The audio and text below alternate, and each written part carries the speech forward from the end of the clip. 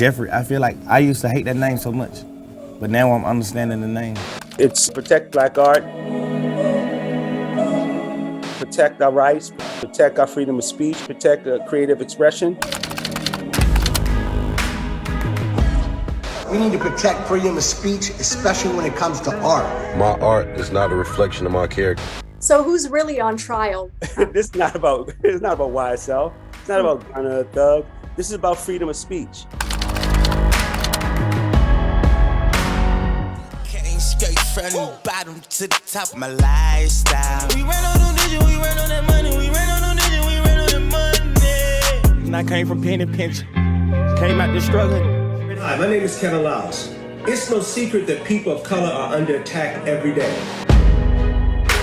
The petition really started to spread like wildfire on social media. As soon as it was posted, so many prominent artists started to speak on behalf of it and why it's needed.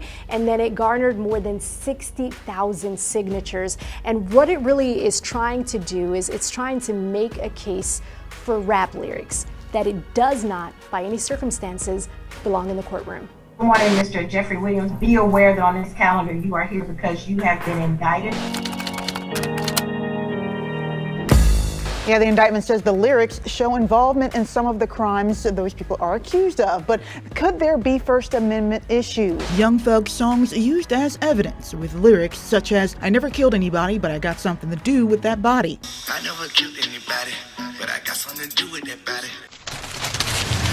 If this is how the system treats them, and imagine how it treats other Black Americans day in and day out who aren't famous or well known.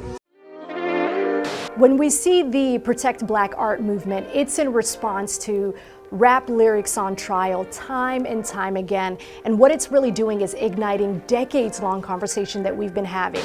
We, the jury in above entitled action, find the defendant, Calvin Brodus, not guilty of the crime of murder in the first degree.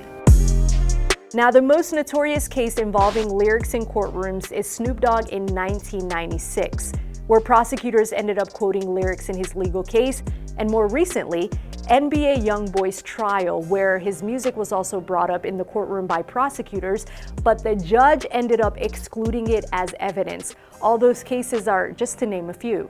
The debate lies between artistic expression and real-life experiences, and what it really comes down to is who is interpreting and for what reason. Gangster rap has become incredibly popular and profitable by selling lyrics about black-on-black violence. So we're not against rap. We're not against rappers, but we are against those thugs. Art has to be dangerous for it to be interesting.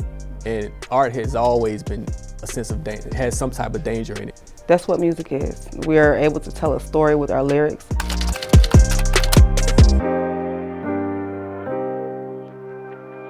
Whether it's their story or not, they're telling a story. So if you lose that art of storytelling, you're gonna lose the art of music. They say you're poor because you're black, right to your face. Sometimes rappers, they exaggerate.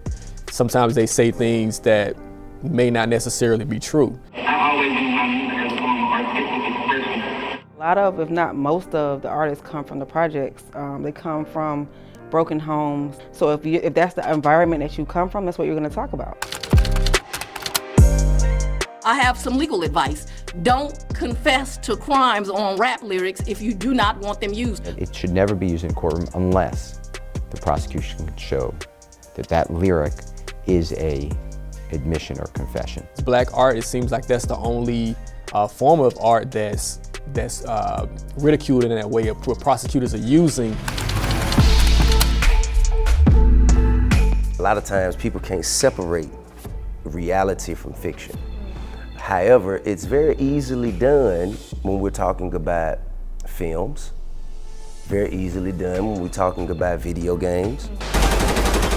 The people who created Grand Theft Auto, they're not being brought up on charges. It's the rap music that creates this fear. It's not happening in other genre of music.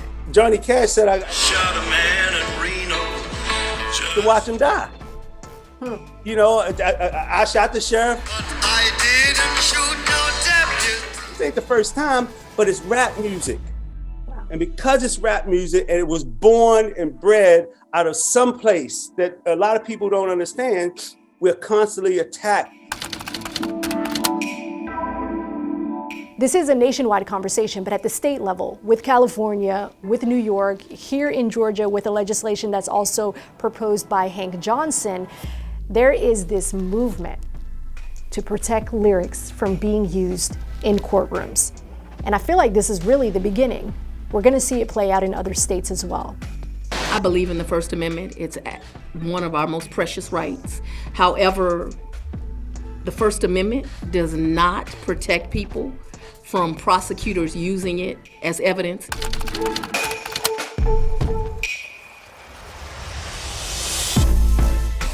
People are pulling lyrics from people's Instagram and their demo tapes and TikTok, and they're using this as evidence.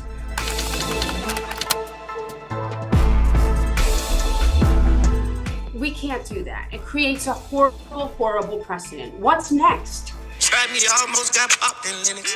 Ask the cops, ask the detectives, they know all the business. Ask the cops and the detectives of all the jurisdictions. I'm using those lyrics. I'm going to continue to do that. People can continue to be angry about it. There's a lot on the line, no matter which side of the spectrum you agree with.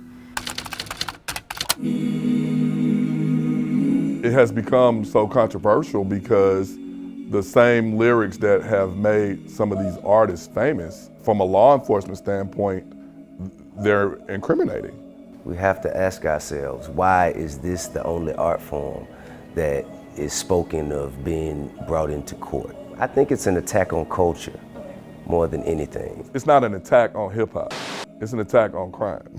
You can't say I'm an artist, but still have your feet in the street doing crime. This may be a watershed moment in hip hop where artists may be more careful about what they put out, and also the labels as well.